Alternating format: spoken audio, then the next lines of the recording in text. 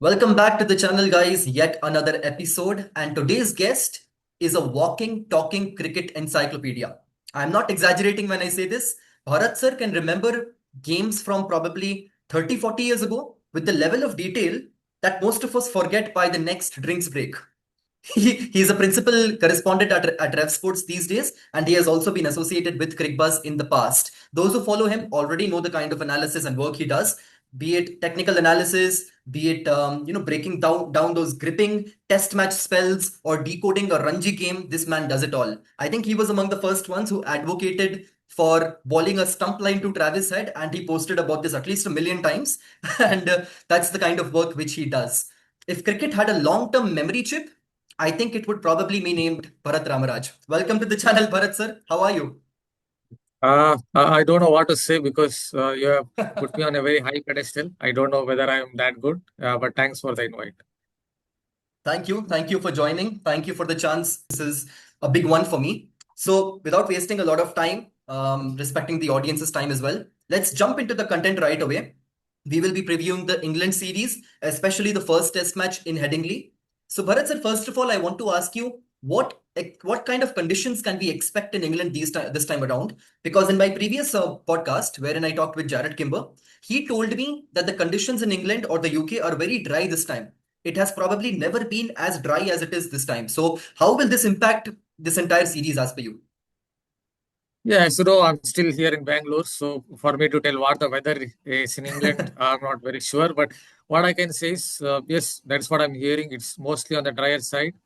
But as you saw during the Lord's Test, suddenly from nowhere rain can come, or it Mhm. can get slightly overcast, or the conditions can change from time to time. So I'm not very sure we can predict weather in England because it is very, very unpredictable.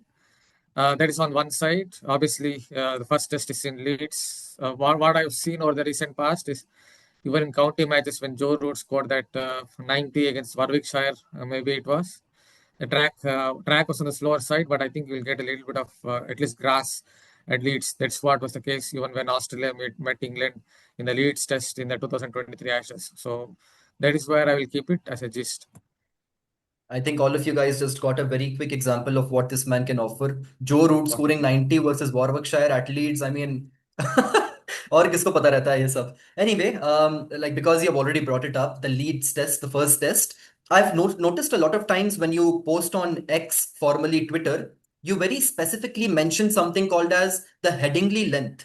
Now, line length is obviously crucial at each and every venue, but because you are specifically mentioning Headingley length, oh, can you elaborate a bit more on that? Is it something on a relative scale it becomes even more important over there? What is that Headingley line length? Could you please elaborate a bit on that? Yeah, you can elaborate a little more, not just Headingley length. I think there are two ends there. One is the football end, the other one is kickstall end, if I'm not mistaken. Most likely from the football end, it helps swing bowlers. Perhaps it helps, I'm not very sure, maybe seam bowlers on the kickstall end because I understood this point that in 2016, when after bowling some 1,960 deliveries from the kickstall end, James Anderson tried to bowl from the football end against Sri Lanka and took some 10 wickets. That is where he said, that is when he said, for so long I was bowling from the wrong end, and Stuart Broad also was bowling from the wrong end. So there must be reason that he changed it and took all those 10 wickets. So that is about swing and seam bowling. Most likely at places like Leeds and Lords, you have to be slightly fuller in length because you won't get the same kind of bounce maybe you will get at the oval. People will obviously talk about hitting top of off stump, but if you look at how it works in Lords, it must be, I think the length must be a little fuller so that it is a little less than top of off stump. I think it is similar with the Leeds, where you have to hit a slightly fuller length. You could even see in that particular match when Joe Root scored that 90 or Harry Brook got that 13 or 14 or whatever and got out that a lot of deliveries were on a fuller length. And that is how the opposition got their wickets. So I think that is what the heading length is basically. You need to go a little fuller, and obviously, you need to make the batter play. These days, a lot of teams ball a lot in the channel outside off to Hmm. start with, but it's imperative that to make the new ball play, batter play with the new ball, especially once the lacquer comes off, the ball will start to swing. The Duke's ball will start to swing. Now, because you mentioned at the very end the lacquer coming off, I remember this being in conversation a lot when India was touring England the last time. The ball starts moving around a bit more after the 10th or the 12th over mark. I remember seeing some data as well, wherein swing was increasing slightly when the lacquer came off. So, first of all, are we using the same batch of the Duke's ball which was there, say in 2021, the last time when India toured England, or has that changed? They're definitely they're using a different batch because it seemed to be better for batters in the last couple of years. Though for some reason, in the Lord's Test, the Duke's ball moved around a lot more than what I expected, even off the pitch, not just in the air. Maybe they're Mhm. using a different batch for that one Test match.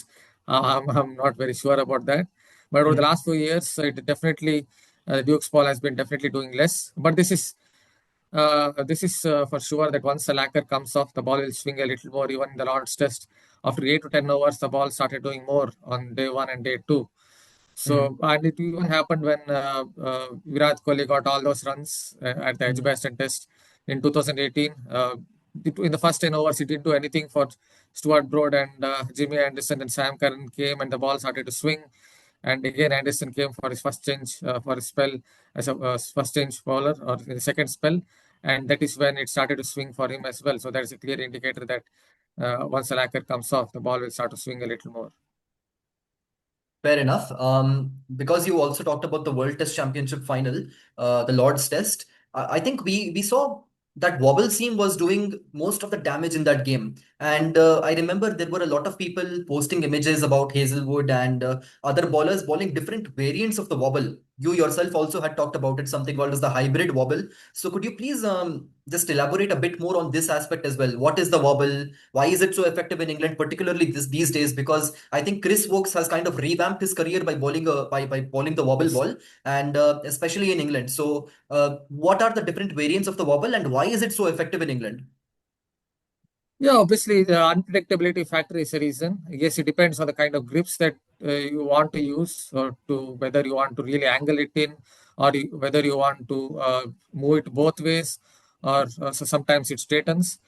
See, there are different types of wobble. If you look at some bowlers, only a few bowlers use this kind of a wobble where they have this have their fingers on either side of the seam slightly wider and with a loose wrist action. Obviously, the obvious example is Anderson himself, and his thinking is the ball will move both ways. Sometimes it will straighten a little bit, but with that loose wrist action, you won't really hit the pitch hard.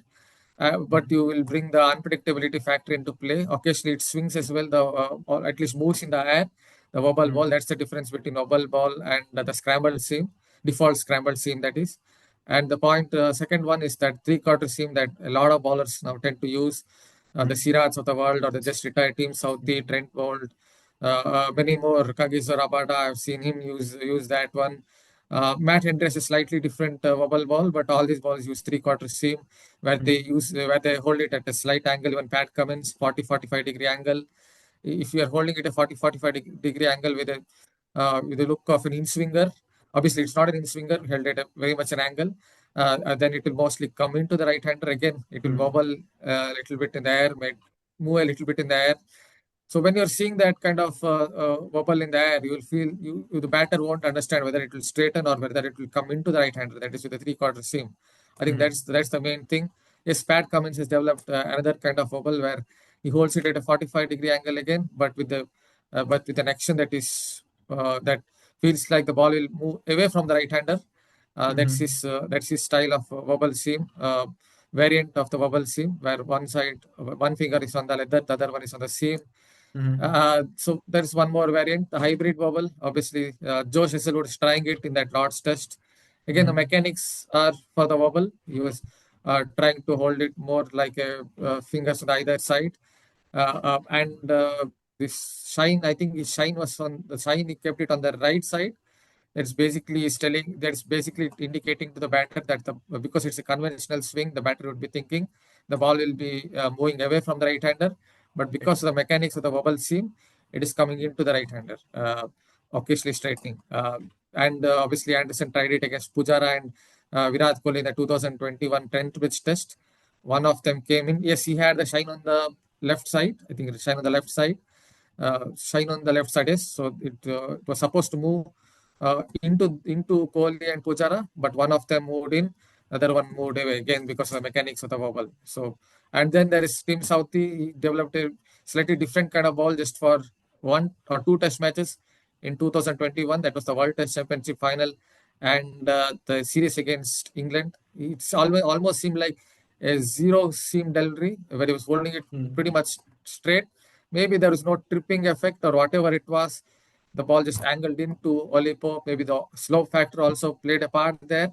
And it again angled into Rohit Sharma in the second innings, and both were Right. trapped or LBW, or trapped in front or bowled. So these are some of the different variants of the wobble. I think the main factor is the unpredictability, randomness that really puts the batter in a lot of trouble. You guys again saw it. I mean, Trent Bridge Test 2021.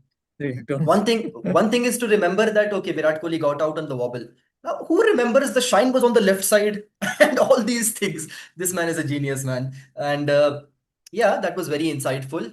But one thing which is coming to my mind is ki how many of our Indian bowlers they actually ball the wobble? Because I mean they do ball the wobble, but none of them are actually specialists in bowling the wobble. Like say a Chris Wokes is from the England team, or most of the England bowlers these days they do ball the Yes. wobble with some great efficacy. From Indian point of view, I can think of Siraj. You mentioned the three-quarter seam, but then I also feel that the proportion of his three-quarter seam deliveries has kind of come down a bit in the recent past. So, can we expect that going up again in this series? And apart from Siraj, I think Bumrah has a wobble variant, and Yes. there are bowlers, but none of them are actually specialists in it. So, will that play a part in this series and probably how the result of this series goes?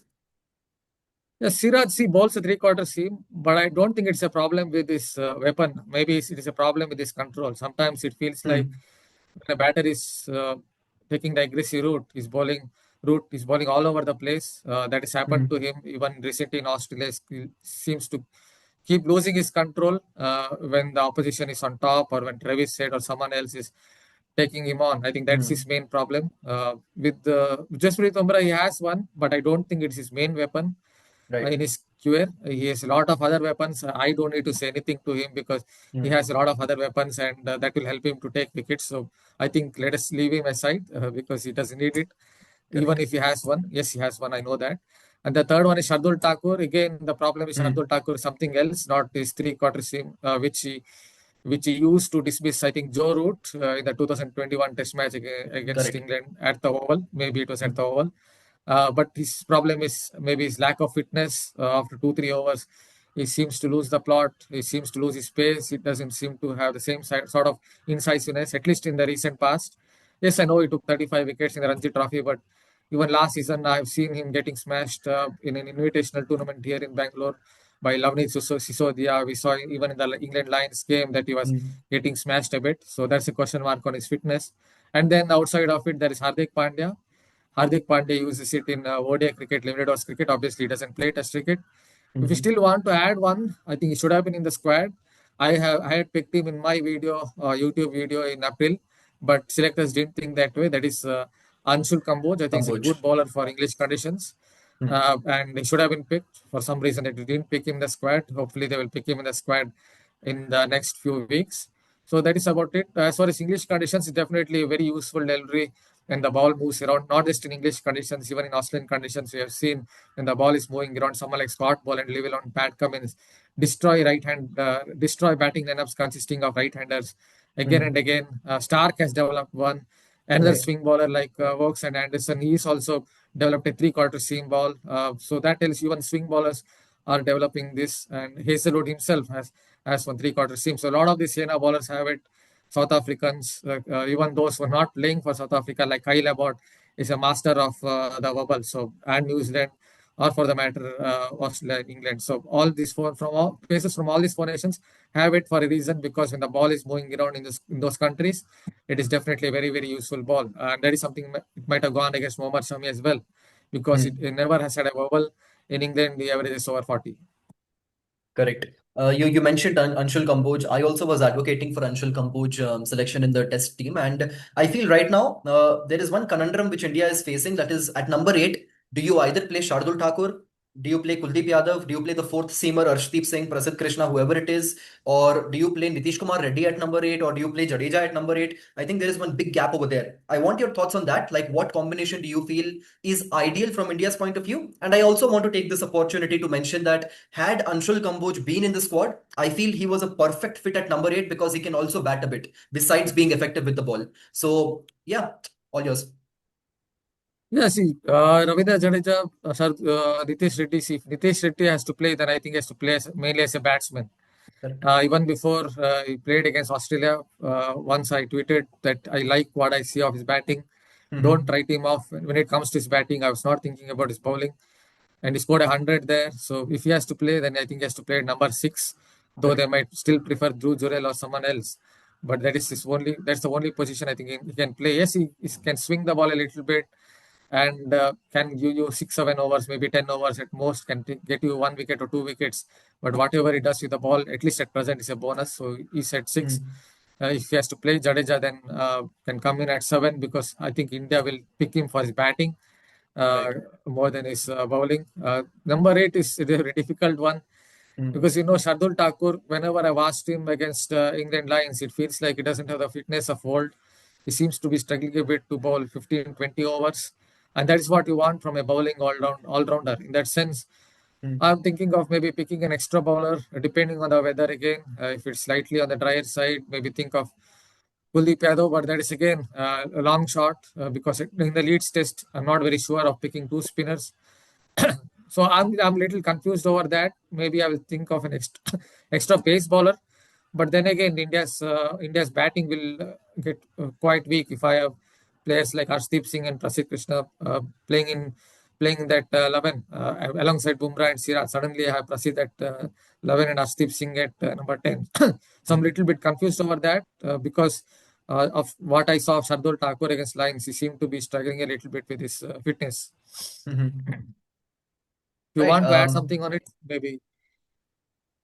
Yeah, I just was saying that I personally am advocating for Kuldeep Yadav at number 8 because I feel, as you said, the conditions in Leeds have been a bit on the drier side. एक तो वो चीज है. And secondly, I feel against Bazball, the way they play their cricket, Kuldeep Yadav, the Yeah. Chinaman, might be, quite effective. But again, that's a long shot. It also depends on the conditions. If there Yeah. is some live grass left, then you have to play the fourth seamer. You can't go towards Kuldeep Yadav in that case. Yeah. So I think that will ultimately boil down to the pitch and the overall conditions in England. Because English batters, they sweep a Hmm. lot, reverse sweep a lot. So if Kuldeep Yadav can impart some overspin, Right. then he might come into because he has been imparting more overspin since he tweaked his action a little bit more side on action now. So if he Right. imparts a lot more overspin, then I think he can trouble those English batters. Fair enough. And also to mention, I think since 2022, I was looking at the data.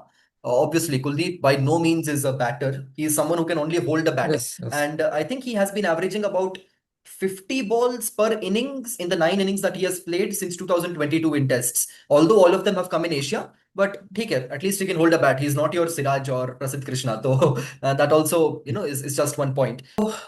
Moving forward, I think we have covered a lot already. Okay, yeah, this Headingley, because I was again going through the data and I found out that over the last decade or so, um, I was looking at the innings wise average, first innings, second innings, third innings, fourth innings. To my surprise, it just kept going up and up and up in Yes, Headingley. yes. So is it a ball first wicket? Yeah, I think it is a ball fast wicket. Even if you go back very much back in time, you go back in time, say to the 2009 Ashes Test, or for the matter, any other test, when obviously Australia had the chance to bowl first, and they smashed out England for 100 runs, and after that, after that, it started to seem around a little. Started to get better and better for batting, but obviously because they had bowled out England for such a low score, they went on Hmm. to win that test. It happened again in 2019 Ashes Test.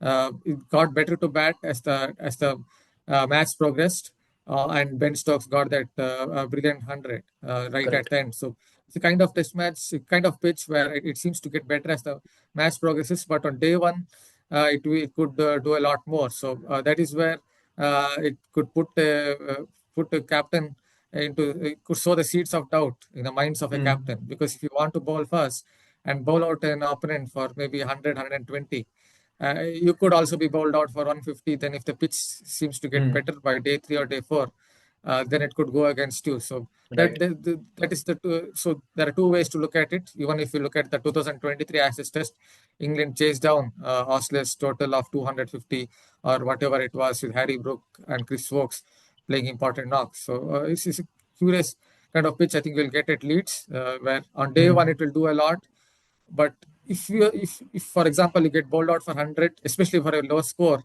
you have a good chance of doing the same to the opponent on day one, because it will be still doing enough on day one or day two.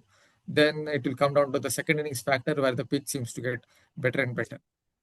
I think something very similar happened in the Perth test as well, where the game which India won. India Yes, got yes. bowled out way too early, and then Bumrah wreaked havoc in the second innings. And then India, they posted that huge score, Virat Kohli's last test done. I don't want to talk about that. अभी आंसू बहने लग जाएंगे नहीं तो. Anyway, because we have talked so much about India, let's also talk a bit about England, especially their pace attack, because I think they have Bryden Cars, they have Chris Wokes, Josh Tongue, if I'm right, and एक और कोई है, you will know better. So could you give us Sam some Cook, insight into, huh?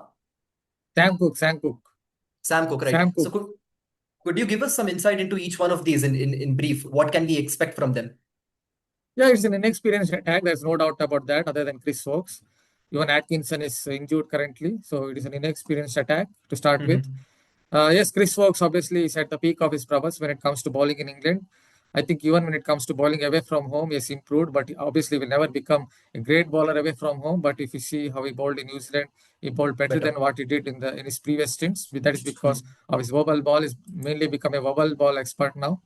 That Mhm. is Chris Wokes. He's good control. We saw that against India A as well. I think a couple of batters will be in real trouble against him. One of them is Shuman Gill, because he bowls a lot of Mhm. those wobble seam nip packers. The other one is Karun Nair. At least they have to look out for Chris Wokes, because Mhm. both of them have some problems against the nip packer. There is one, and maybe Jaiswal as well, because sometimes he plays across the front pad. So he could also be set up by Wokes, like he did against India away. Then he will bring one back Mhm. and try to get him out LBW. That's about Wokes.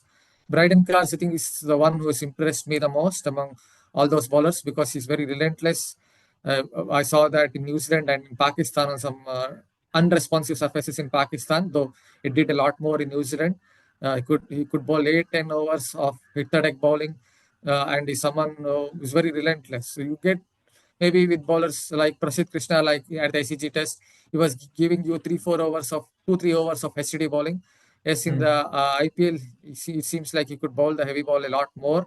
But this Braden Cars was giving 7-8 overs of heavy ball or hit the deck bowling in Pakistan and New Zealand. So he's quite relentless. Yes, he's Mhm. had a toe injury recently that seems to have Okay. affected him a little bit, because his pace was down in the recent limited overs series against West Indies. Maybe he's just having something in the reserve for test cricket, because he can definitely get it up to 90-91 miles per hour when needed. That is about Cars. Mhm. Then there is Joe Strong. I think he's very unpredictable.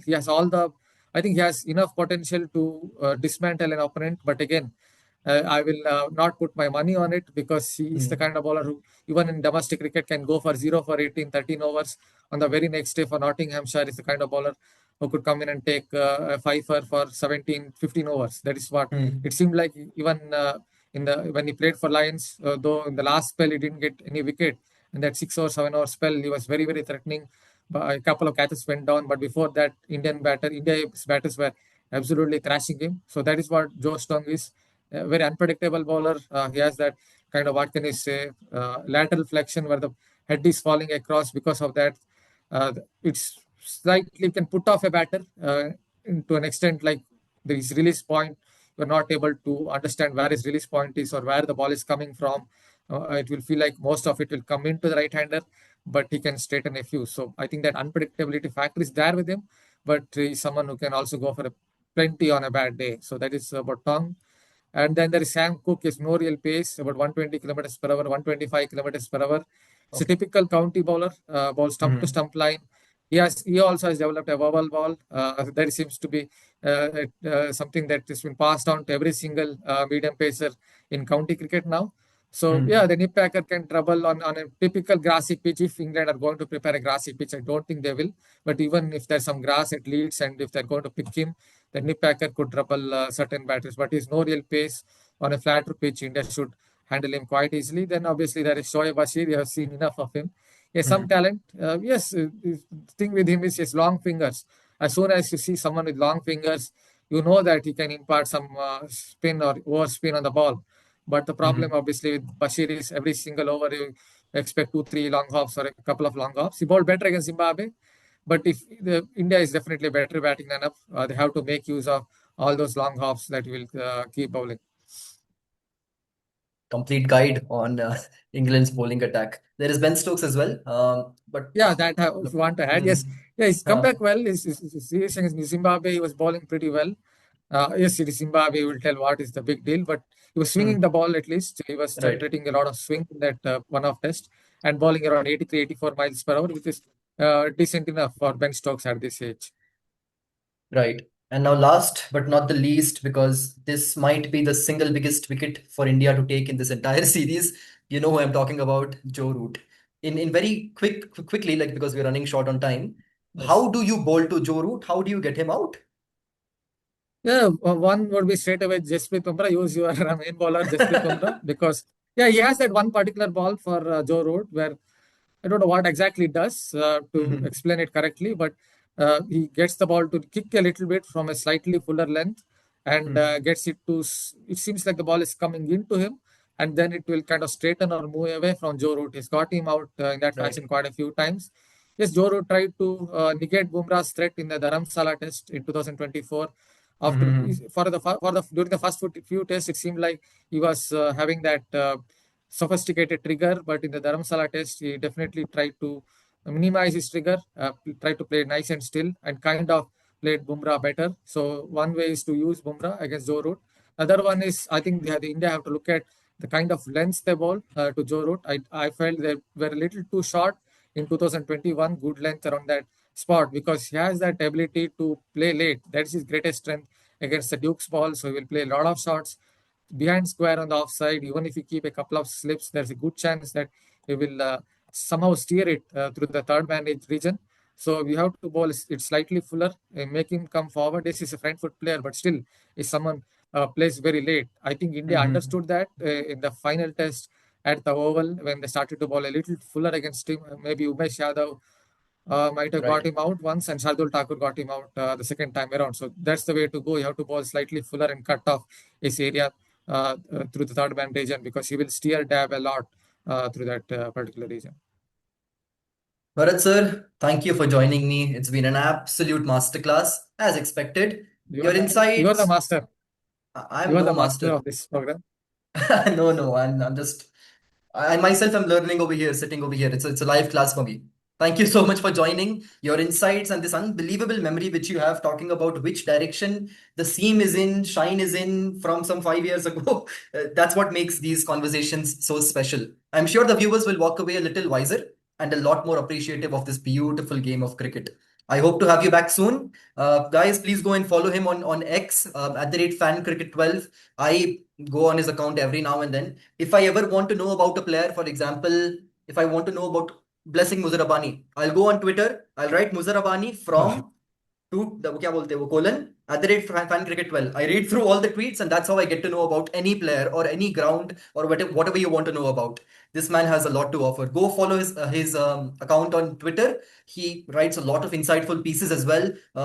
As I said, decoding all those nuances of the games. And I think you already must have understood what he is all about through this episode. Thank you so much for joining, sir. Anything you want to say to our viewers at the last? I don't want to say much. Just maybe keep following this beautiful game of cricket uh, and keep supporting the game of cricket. And yes, we wish them all the best. That's all. Thank you so much, sir. I hope to have you back very soon. Thank you. And don't put me on such a high pedestal next time around. You deserve it. You deserve it. All right. See you then. Bye bye. Bye.